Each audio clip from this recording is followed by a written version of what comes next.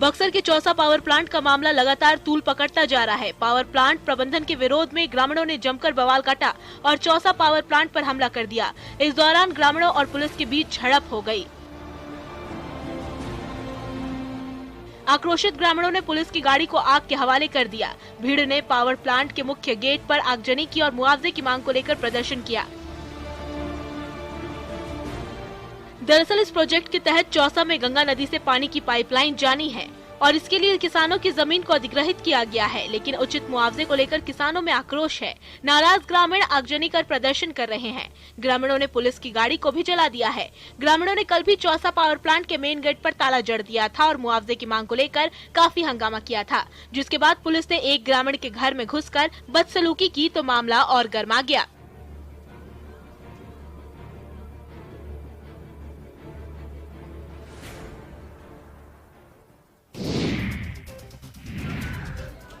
Police का काम जनता की रक्षा करना है, लेकिन अगर पुलिस ही दबंगई पर उतर आए तो जनता न्याय की गुहार लेकर आखिर किसके पास जाएगी। बक्सर से पुलिस की दबंगई का एक ऐसा ही वीडियो सामने आया है।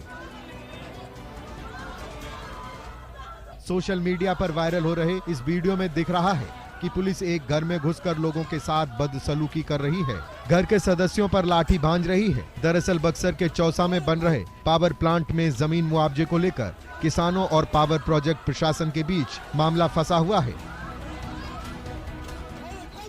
किसानों ने मुआवजे की मांग को लेकर पावर प्लांट के गेट पर ताला लगाकर प्रदर्शन किया था, जिसके बाद पुलिस रात में किसानों के घर गई थी और उनके साथ मारपीट और बदसलूकी की। इस पूरे मामले में बक्सर एसपी मनीष कुमार ने बताया कि वीडियो की जांच की जा रही है। जो भी दोषी पाया जाएगा उसके खिलाफ कार्रवाई की जाएगी।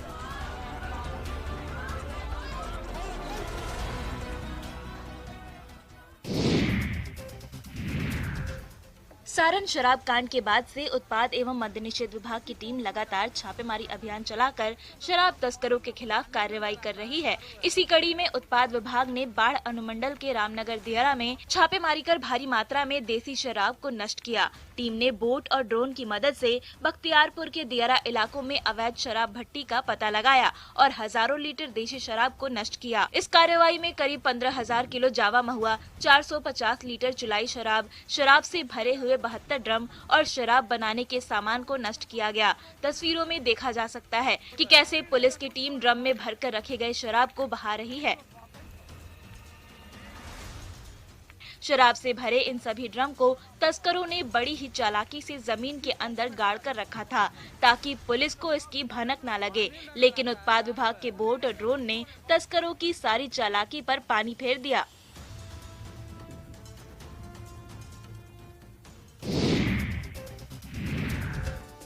मकर संक्रांति पर तिलकुट, तिलवा और चूड़ा की डिमांड तो होती ही है, पर नालंदा का फेमस भूरा भी लोगों को काफी पसंद आता है। जिसने भी इस भूरा का स्वाद चखा है, अक्सर भूरा का नाम लेते ही उसके मुंह में पानी आ जाता है। अपने स्क्रीन पर ये तस्वीर देखकर आपको भी भूरा का स्वाद तो याद आ ही गया होगा। मकर संक्रांति में अब कुछ ही दिन बचे हैं, ऐसे में भूरा की कुटाई का काम तेजी से किया जा रहा है। बिहार शरीफ में हर मिठाई की दुकान के पास जाते ही भूरा की सौंधी खुशबू आती है। लोग अपने लिए तो भूरा खरीद ही रहे हैं, साथ ही साथ अपने रिश्तेदारों को भी यहाँ का भूरा भिजवा रहे हैं। यहाँ बनने वाला भूरा सिर्फ बिहार ही नहीं बल्कि झारखंड, दिल्ली जैसे दूसरे राज्यों में भी भेजा जाता है। इतना ही नहीं, लंदन और दुबई में रहने वाले भारतीय मूल के लोग भी इस भूरा को खरीदते हैं। भूरा की डिमांड बढ़ने की वजह से कई लोगों को रोजगार भी मिला है।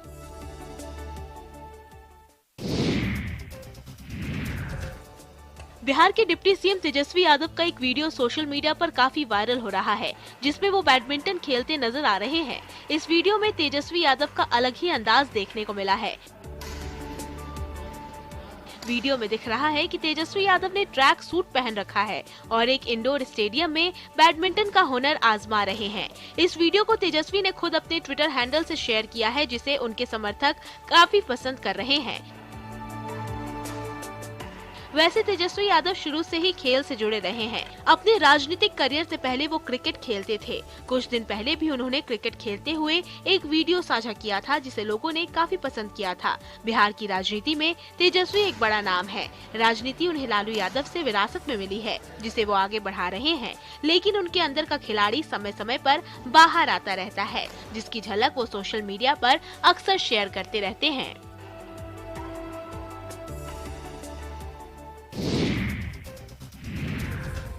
प्रेम के अटूट बंधन में बंध रहे इस जोड़े की कहानी बेहद दिलचस्प है। वीडियो में दिख रही युवती बिहार के नालंदा की है, जिसे उड़ीसा के एक युवक से प्यार हो गया। पहली बार दोनों की मुलाकात सावन के महीने में बाबा भोलेनाथ की नगरी देवघर में हुई थी। पूनम कुमारी सावन के महीने में जल चढ़ाने के लिए देवघर गई थी। इसी दौरान उड़ीसा के संबलपुर के विश्वनाथ मिश्रा उर्फ विक्की से उसकी आंखें चार हुई। दोनों ने एक दूसरे का फोन नंबर लिया। उसी समय से दोनों के बीच फोन पर बातचीत शुरू हुई। धीरे धीरे बातचीत प्यार में बदल गई। प्यार परवान चढ़ता गया और दोनों ने शादी के बंधन में बंधने का फैसला लिया। लेकिन लड़की के परिवार वाले इस रिश्ते के खिलाफ थे। पर पूनम ने विक्की से शादी करने की ठान ली थी। सोमवार को उसने विक्की को मिलने के लिए बुलाया और बिहार शरीफ के ही एक मंदिर में उससे शादी रचा ली। शादी के बाद पति पत्नी और ससुराल वाले तो खुश हैं, लेकिन पूनम के मायके वाले अब भी नाराज हैं। पर कहते हैं ना, मियाँ बीवी राजी तो क्या करेगा काजी।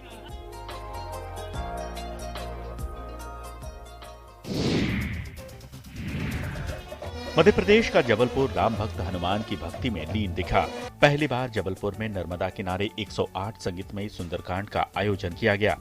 इस आयोजन में शहर के तमाम साधु संत और राजनीतिक हस्तियां भी मौजूद रहीं। मां नर्मदा की संध्या आरती के बाद हनुमान चालीसा और सुंदरकांड की शुरुआत हुई। यह पहली बार है जब बड़ी LED स्क्रीन और लाइट शो के साथ संगीतमय सुंदरकांड किया गया। इस धार्मिक मेला की साक्षी संस्कार धानी जबलपुर की जनता बनी, जिसने ठंड के बावजूद नर्मदा तट के ग्वारी घाट में रुककर इस संगीतमय सुंदरकांड के धार्मिक आयोजन का आनंद उठाया। सुंदरकांड के आयोजन का मुख्य उद्देश्य धर्म के प्रति आस्था प्रकट करने और अंधविश्वास से लोगों का रुझान हटाने के मकसद से किया गया था। 108 सुंदरकांड आयोजन के उपलक्ष्य में संत समाज द्वारा ये चौथा आयोजन संस्कार धानी जबलपुर में संपन्न कराया गया।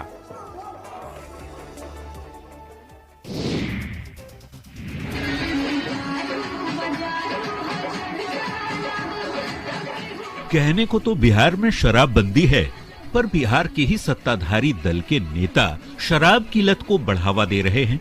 अब सिवान के बढ़हरिया विधानसभा सीट के जेडीयू के पूर्व विधायक श्याम बहादुर सिंह का ये वीडियो ही देख लीजिए।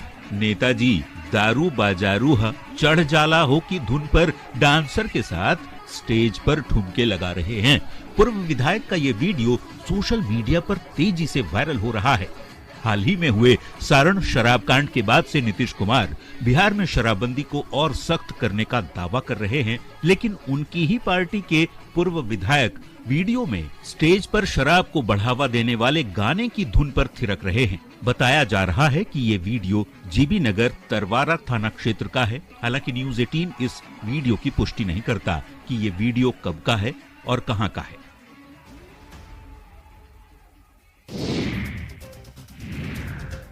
रामगढ़ के बरकाकाना का गोंदनिया गांव शहर से काफी दूर है, पर इस गांव की चर्चा भी दूर दूर तक है। इसका कारण है यहाँ का गर्म कुंड। बताया जाता है कि यहाँ के गर्म कुंड में नहाने से चर्म रोग से हमेशा के लिए छुटकारा मिल जाता है। पूरे गांव में ऐसे कुल 7 गर्म जल कुंड हैं, जिसमें डुबकी लगाने के लिए झारखंड के अलावा देश के दूसरे राज्यों से भी यहाँ लोग आते हैं। कुंड से कुछ ही दूर भगवान शिव का मंदिर है। इस मंदिर की भी खूब ख्याति है। मान्यता है कि भोलेनाथ के आगे मत्था टेक कर भक्त जो भी मनोकामना करते हैं वो पूरी होती है। मकर संक्रांति के मौके पर यहाँ 2 दिवसीय मेला भी लगाया जाता है, जिसमें शामिल होने के लिए श्रद्धालुओं की भीड़ उमड़ती है।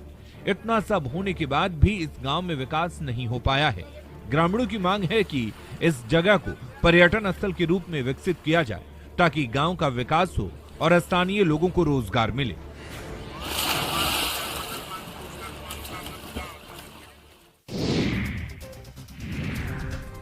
कहते हैं जल ही जीवन है, लेकिन पाकुड़ के चिनपाड़ा गांव में पहाड़िया जनजाति के लोग बूंद बूंद को तरस रहे हैं।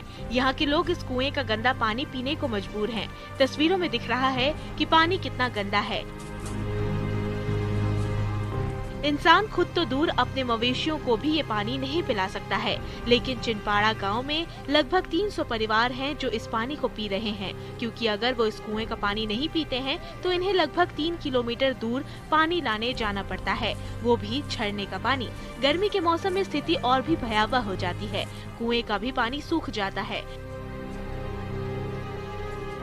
300 परिवार के इस पूरे गांव के लिए सिर्फ एक ही कुआं है, जिसका पानी गांव के लोग भी पीते हैं और मवेशी भी। ग्रामीण बताते हैं कि पिछली सरकार ने पानी मुहैया कराने का काम शुरू किया था, पर अब वो काम भी बंद हो गया है। ग्रामीणों ने सरकार से पानी उपलब्ध कराने की गुहार लगाई है।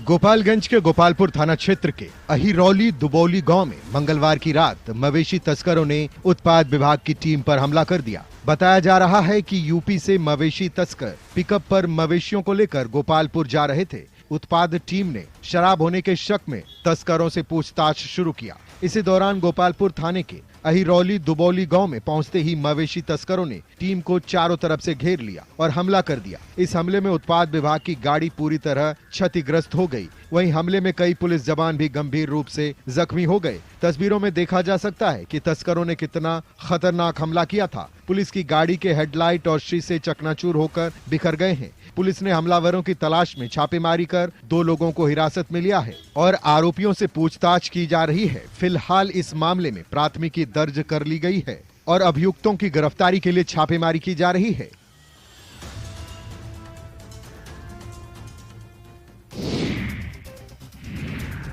राजस्थान की आन बान शान की पहचान कहलाने वाला साफा या पगड़ी इस बार बीकानेर में 3 दिनों तक आयोजित होने वाले अंतर्राष्ट्रीय ऊंट उत्सव में विशेष आकर्षण रखने वाला है। इस उत्सव में बीकानेर के 2 बहन भाई साफा बांधने की अपनी कला का प्रदर्शन अलग अलग अंदाज में करेंगे। जहां 16 साल के भाई अस्मित अली मीर 950 मीटर लंबा साफा बांधकर लोगों को साफा कला से रूबरू करवाएंगे। इतना बड़ा साफा लोगों ने पहले कभी नहीं देखा होगा, जिसका वेट भी लगभग 40 किलोग्राम बताया जा रहा है। वहीं 15 साल की बहन तमन्ना मीर आंखों पर पट्टी बांधकर चंद मिनटों में साफा बांधने की कला का प्रदर्शन करेगी। अस्मित और तमन्ना ने प्रदर्शन के लिए कई दिनों तक प्रैक्टिस भी की है। आमतौर पर आपको पुरुष साफा बांधते हुए मिल जाएंगे, लेकिन अब तमन्ना भी उत्सव के दौरान आंखों पर पट्टी बांधकर साफा बांधती दिखेंगी। तमन्ना 6 तरह के साफा बांधने में माहिर है, जिसका प्रदर्शन वो उत्सव के दौरान करने वाली है।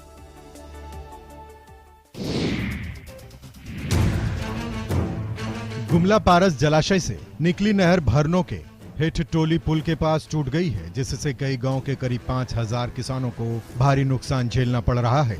3 साल पहले 23 करोड़ की लागत से जब नहर का निर्माण कराया गया तो किसानों ने राहत की सांस ली, पर 3 साल के अंदर ये नहर तीसरी बार टूट चुकी है। 2 बार तो किसानों ने अपने खर्च पर नहर की मरम्मत करवाई। भरनो इलाके में सैकड़ों किसान नहर के भरोसे भारी मात्रा में रबी फसल की खेती की है, जिसमें गेहूं, मटर, चना, आलू, गोभी समेत कई प्रकार की सब्जियों की खेती शामिल है। नहर के टूटने से किसानों की कमर ही टूट गई है। जब भी नहर कहीं पर टूटती है तो यहाँ के किसान अपने पैसे खर्च कर और श्रमदान कर उसकी मरम्मत के लिए कूद पड़ते हैं, ताकि नहर का पानी बिना बर्बाद हुए किसानों के खेतों तक पहुँच जाए, जिससे फसल बर्बाद होने से बच जाए। लेकिन इस बार स्थिति अधिक गंभीर है। यदि समय रहते विभाग मरम्मत के कार्य पे ध्यान नहीं देगा तो किसानों की समस्या और भी गहरी हो जाएगी।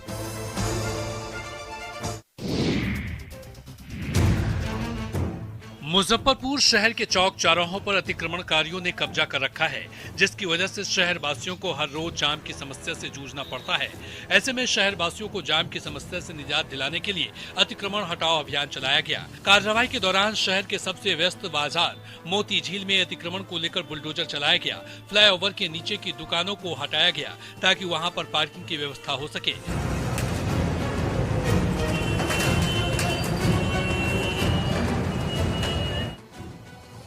अभियान के अधिकारी कमल किशोर ने बताया कि जाम की समस्या से निजात पाने के लिए मोती झील फ्लाईओवर के नीचे की दुकानों को हटाया गया है। यहाँ स्मार्ट सिटी परियोजना के तहत पार्किंग बनाई जा रही है। फ्लाईओवर के नीचे पार्किंग बनाने से लोगों को काफी सहूलियत होगी, साथ ही जाम की समस्या से भी छुटकारा मिलेगा। अभियान अधिकारी ने कहा कि सरकारी जमीन पर अवैध कब्जा करने वालों के खिलाफ आगे भी इसी तरह की कार्रवाई जारी रहेगी।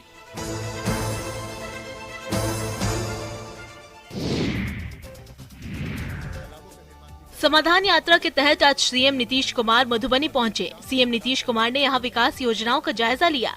इस दौरान सीएम ने स्थानीय महिलाओं से मिलकर उनकी फरियाद सुनी। सीएम के आगमन को लेकर खासा उत्साह देखा गया। वहीं मौजूद लोगों ने सीएम के समर्थन में जमकर नारेबाजी की। काफी बड़ी संख्या में जो लोग हैं। सीएम ने जगतपुर गांव में तालाब का भी निरीक्षण किया। मुख्यमंत्री नीतीश कुमार इस दौरान जीविका दीदियों से भी मिले। उन्होंने कहा कि जीविका से महिलाओं की तस्वीर बदली है। किसी को बाहर नहीं, अब यहीं पर सब एक एक चीज का कितना बढ़िया ट्रेनिंग हो जा रहा है। जोड़ ही दिए हम लोग का सामान या और जो चीजें हैं कि बड़ी यही देखिए ना, सब इतना बढ़िया बना रही है जीविका की दीदियाँ। देख लीजिए जो चीज बनाती है, एक एक चीज को तो बहुत अच्छे ढंग से कर रही है। बता रही थी कि अब ऑनलाइन भी बिकता है इनका, देश से बाहर भी इनके प्रोडक्ट वो भी जाता है, दूसरे राज्यों में भी जाता है। रोहतास में खाद की इतनी किल्लत है कि खाद के लिए किसान उर्वरक वितरण केंद्र के बाहर खड़े होने के बजाय थाने के बाहर लाइन लगाकर खड़े। बता दें, पिछले एक सप्ताह में खाद के लिए अलग अलग उर्वरक वितरण केंद्रों पर मारपीट की खबरें सामने आ चुकी हैं। कई बार तो पुलिस को लाठी चार्ज तक करना पड़ा है। ऐसे में अब किसानों को खाद लेने के पहले थाने से रसीद कटवाना पड़ रहा है। ये तस्वीर काराकाट थाने की है, जहां सुबह 3 बजे से सैकड़ों किसान कतार में खड़े हैं। यहां से रसीद कटवाकर वो उर्वरक वितरण केंद्र जाते हैं, जहां उन्हें खाद मिलती है। किसानों का कहना है कि खुले बाजार में 500 रुपए प्रति बोरा खुलेआम उर्वरक बिक रहा है, जबकि किसानों को उसी खाद के लिए कड़ाके की ठंड में सुबह से थाने के बाहर आकर इंतजार करना पड़ रहा है। घर की महिलाएं भी काम धाम छोड़कर कतार में लगी रहती हैं। बता दें कि जिले में 55,000 मीट्रिक टन यूरिया की जरूरत है, लेकिन विभाग की तरफ से सिर्फ 29,000 मीट्रिक टन ही सप्लाई हो पाई है।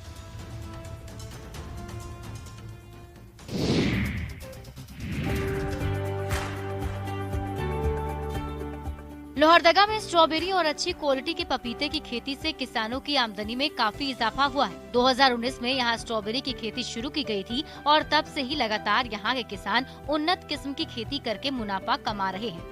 दरअसल भारत सरकार और राज्य सरकार द्वारा किसानों को सशक्त बनाने की दिशा में चयनित किसानों से उन्नत किस्म की खेती कराई जा रही है। किसानों को आत्मनिर्भर बनाने की कोशिश की जा रही है, जिसके तहत बड़े पैमाने पर जिले में पपीता और स्ट्रॉबेरी की खेती चल रही है। उद्यान विकास योजना के अंतर्गत किसानों की आय को बढ़ाने और आत्मनिर्भर बनाने के मकसद से किसानों को प्रशिक्षण के साथ साथ 50% की अनुदान भी दी जा रही है। ठंड के मौसम में स्ट्रॉबेरी की फसल काफी अच्छी होती है। किसान अक्टूबर से लेकर फरवरी तक जिले में स्ट्रॉबेरी की खेती करते हैं। जिले में विभाग से जुड़कर 200 से ज्यादा किसान आत्मनिर्भर हो रहे हैं और अच्छी कमाई कर रहे हैं।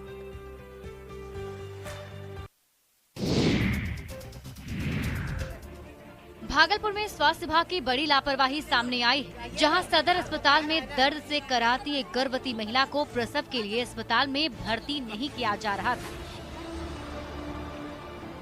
देखिए कैसे ये महिला अस्पताल के बाहर दर्द से तड़प रही, लेकिन अस्पताल प्रबंधन ने न तो महिला को एडमिट किया और न ही उसे स्ट्रेचर दिया गया। परिजन किसी तरह से महिला को अस्पताल के अंदर लेकर आए। जब न्यूज 18 की नजर महिला पर पड़ी, तब अस्पताल कर्मियों ने उसे आनन फानन में अस्पताल के अंदर दाखिल होने दिया और महिला का इलाज शुरू किया गया। आसपास मौजूद लोगों का कहना है कि सुबह से ही महिला को इधर से उधर भेजा जा रहा था, जबकि महिला दर्द से कराह रही थी। परिजन बार बार अस्पताल के स्टाफ से गुहार लगाते रहे, पर किसी की कान पर जूं तक नहीं रेंगा। बाद में जब न्यूज 18 का कैमरा इस करतूत को कैद करने लगा, तो स्टाफ हरकत में आ गए और महिला को अस्पताल में दाखिल किया गया।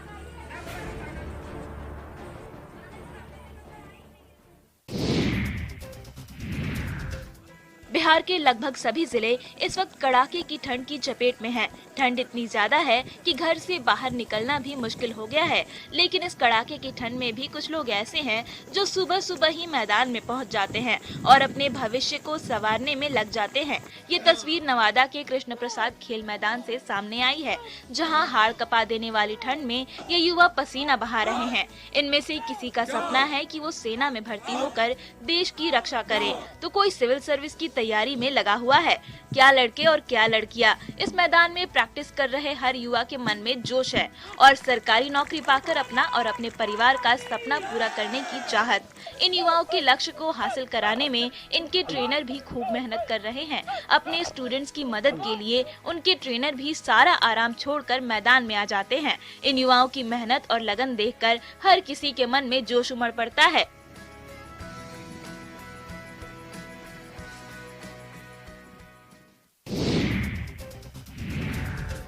कपकपाती ठंड के बीच जहां लोग अपने घरों में बंद रहना पसंद कर रहे हैं, वहीं कुछ करने का जज्बा पाल रखे इन अभ्यर्थियों के लिए ये ठंड कोई मायने नहीं रखती। बेगूसराय के गांधी स्टेडियम में हर रोज कुछ ऐसा ही नजारा देखने को मिलता है, जहां सुबह सुबह ठंड के बीच सेना, रेलवे, उत्पाद पुलिस और दूसरी परीक्षा की तैयारी करने वाले लोग पहुंचकर अपना पसीना बहाते हैं। अभ्यर्थियों का कहना है कि उनके सामने उनका मिशन है, इसलिए चाहे कड़ाके की हो, इन्हें कोई फर्क नहीं पड़ता। का कहना है कि जब तक ये अपने पसंद की नौकरी अपने नाम नहीं कर लेते हैं, तब तक ना तो ठंड, धूप और ना ही बरसात इन्हें रोक सकती है। ये नौजवान हर रोज बिना लेट किए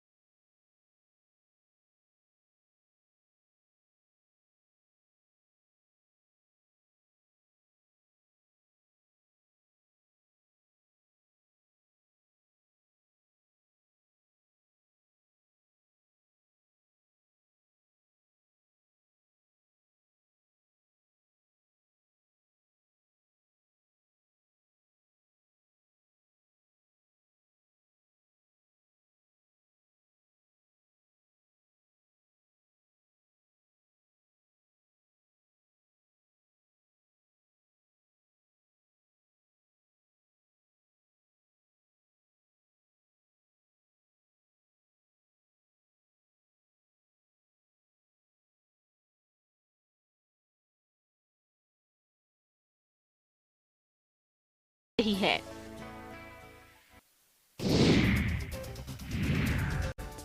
पूरे देश में जामताड़ा का नाम साइबर क्राइम के लिए फेमस है, लेकिन इसी जामताड़ा के नाला प्रखंड के मथुरा गांव के किसान निर्मल माझी सब्जियों और फूलों की खेती कर मिसाल पेश कर रहे हैं। वैसे तो निर्मल ने खेती की शुरुआत 20 से 25 साल पहले ही की थी, लेकिन वो धान और गेहूं जैसी फसलों की खेती करते थे। इस साल बारिश नहीं होने से जब धान की फसल चौपट हो गई, तो उस जमीन पर उन्होंने सब्जियों और फूलों की खेती की।